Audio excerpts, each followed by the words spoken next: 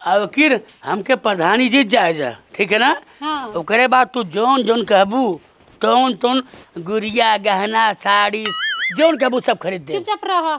आज ले तो एगो गिलोटो का हई पहिर के दिन काटतनी गहना किन। अरे ठीक है देखा अब किर प्रधानी जीत जाब तो पूरा पैसो हड़प ले सिर्फ तोहरे ऊपर खर्चा करे। ऐसा कर तनी भतीज लोग बुलाओ तो गोबरिया के तनी जाई प्रचार कर आई सजवा तनी भोज धैले बाटी हम। अब थोड़ी पहले ही कुल लोगन के खियाए पियाए तब ना माँ ओटर बनी है। अच्छा ठीक। हाँ पहले मीट मुर्गा खियाए पड़ला तब जाके ओटर मिले दारू और आई बोटी बोला तो ठीक बा बोलाओ तनी। हाँ। ए बेटा गोबरी। हाँ चाची। ए बेटा तनी माइकवा ले आवो चाचा तो और मांगता रहे। गाई हम तनी सब सबके जना दी प्रधानी में भौकाल चाहवे करी। ला ले आई। ला चल तनी गांव के लोगों के बता दी हम ठीक है ना। देख भतीजा अब कि हम प्रधानी जीत जाब तो अगले बेर का होई हम लगा बड़ा विधायकी तो अगला भावी प्रधान ते हवे तो गांव में एकदम सीना टाइट होकर रहल कर डराइल मत कर तो चाचा होवेला प्रधान हवे। ठीक हाँ तनको डरेले जोत नहीं बा। आज माइकवा चालू बा ओमे बोल तो रहला। हेलो हाँ ठीक बा तनी गांव में प्रचार कर दो जा। चल बेटा चल। सुना सुना सुना पूरा गांव वाले सुना हम ढेला ढकेलू दादा के नाम हमारे चेपा हमें गांव से प्रधानी के चुनाव लड़े थी और वही उपलक्ष्य में आज साझे के मीट मुर्गा दारू के व्यवस्था कैले बाड़ी आप लोगन जरूर आई। और सुना कन्नू मन्नू राम दयाल गुरहू चिठरू और राम भुआर जे हमार पटीदार बा और जे हमके वोट नहीं दई ते हमारे दुआरे पे ताके नहीं आई आ गई ले तुम तर हाथ गोड़ तूर के भूसा बना दो जाई। जे हमार वोटर रही हमार खास आदमी रही जे हमें दुख सुख में कामे आई तही हमारे घरे खाए काई फालतू के चटले के व्यवस्था नहीं बा। सुन ला कान खोल के नहीं तो मार के मुर्गा बना देवे। जेकरे के हाथ हमार खान पियन नहीं बा झगड़ा चलता जेकरे के हाथ से मुकदमा चलता ते हमरे के यहाँ नहीं आई और जो पैसा लेके उठ दे तेहू नहीं आई। जे हमें आपन मताधिकार दे हमें प्रधान बनाई तेकरे खातिर दारू और मुर्गा फ्री में। तो कुछ बोल रहे गोबरिया। हाँ ढेला ढेला चाचा जिंदाबाद ढेला चाचा। और के नहीं आए। हाँ जे पैसा लेके वोट दे उनके नहीं क्या और झगड़ुआ आई। हाँ झगड़ुआ नहीं आवे चाहिए और जितना अटीदार पटीदार केस वोस चलता उनके नहीं आवे चाहिए। क्यों नहीं आवे चाहिए। मुर्गा मीट आज फ्री है और सुना खाए और दोगलपन न करे बा हम ही कर दे बा। जे दू गो वोट मारी तो उनके बकरा के चुस्ता दिया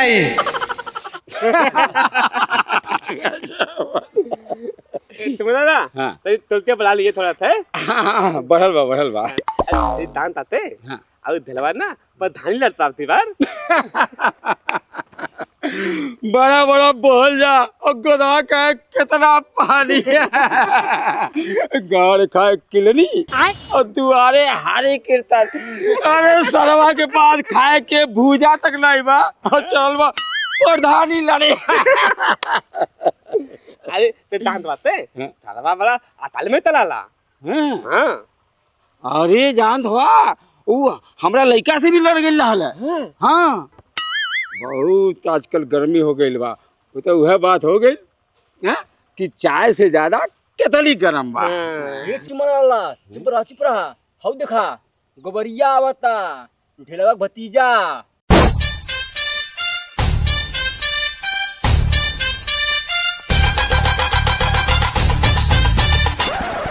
कितना उठ के चला था।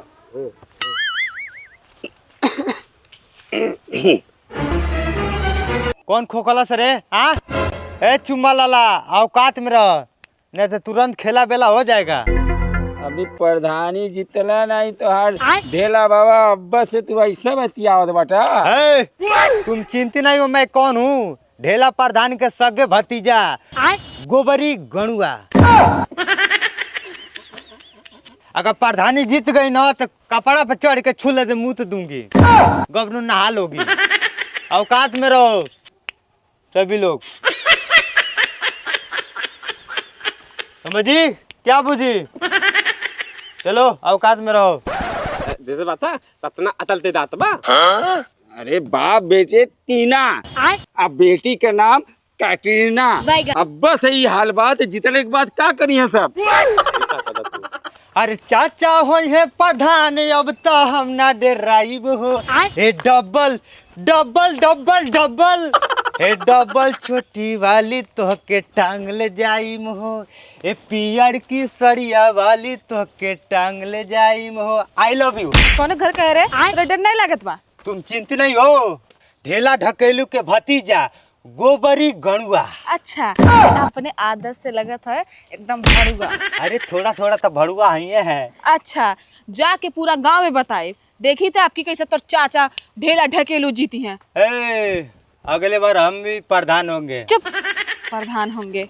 ए डबल छोटी वाले तो के टांग ले गई हो। I love you darling. चला तनी जल्दी जल्दी काम करा हैं, अपन बहुत काम पड़ल बा। थोड़ा और भरा। तुम ताता हाँ हो। तात रात बता। अरे पलस्तर करवाओ थे हो, वह बलुयर होवाओ थे। तात आदमी हुए। ए बाबू, कौने गांव का हुआ? हाँ, हाँ बहुत दूर क्या है? ये तो पहचानने लगा था। अरे बहुत दूर मतलब कौने जगह से आयल बड़ा? बैतालपुर देवरिया से। पहचानने लगा था। मुहवा कहाँ ढकले बाटा? का बताई, मुंह में चोट लागल बाटी। अरे तो चोट लगल बा, कोनो पाप थोड़ा कैले बाटा। हटाओ गमछा हटाओ। अरे ये तो गोबरिया है। करे ये कैसे हालत बना रखल बाटे हैं? का भइल? बड़ी अकड़ अकड़ के तो बोलत रहले है कि ते जौन हवे ढेला बाबा का भतीजा हवे, गोबरी गोबरी गरुआ। कहाँ गए सब अकड़? घंटा प्रधान। घंटा प्रधान ऊ ढेलवा हमर चाचा बहुत एक नंबर के हरामी हुए। ऊ हमर अब प्रधानी जीतबे नहीं कैलस, पहले ही हमके निकाल गलस घर से।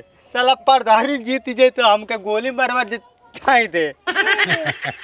सब गर्मी निकल गई है। बहुत हड़कावत है हम लोग के।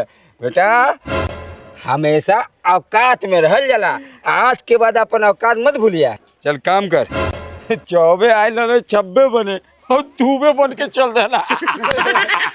चल जल्दी जल्दी काम कर, बहुत काम पड़ल बा भाई। आवा चल लेके आ बुढ़िया।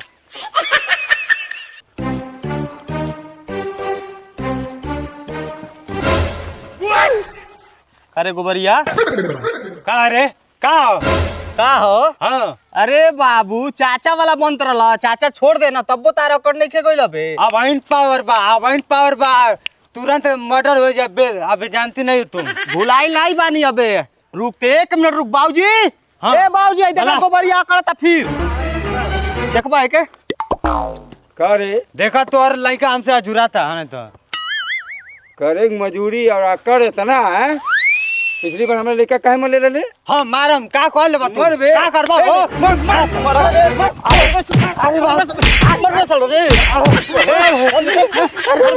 अरे ए चाचा चाचा अरे बा ए चाचा बचाइयो मुआ के ना सबरा के मर जा तो भाई का। अरे चाचा का भइल? चला मरा के का भइल? ये हमारा को मारा था। अरे तो ई मरले रहल तो मरला है ऊपर बैठ नहीं, तो। पहले ये बतावा। हाँ। तू काहे हमरे भतीजा के मरवाता था? तू का चलता? हम अलग कई झले बाटी तो हम अलग है। हम मरवाओ थोड़ा बाटी, पहले यह तो मरले रहल। ऐसे नहीं मन का है? क्या कह रहा? मारा गोली सारे को। आइयो चाहते हैं को मारा गोली। देखो देखो देखो। याद रखियो ढेला बाबा, हमारे घर में कुल 55 नोट बा। हाँ। एक को वोट मिली नहीं। 55 नोट बा हमरे की है। सरवा प्रधानी रही तो कई ठे भतीजा पैदा हो गई हैं। ढेला बाबा, ढेला बाबा, ढेला बाबा, ढेला बाबा। खत्म। Bye bye, tata, good bye, गया।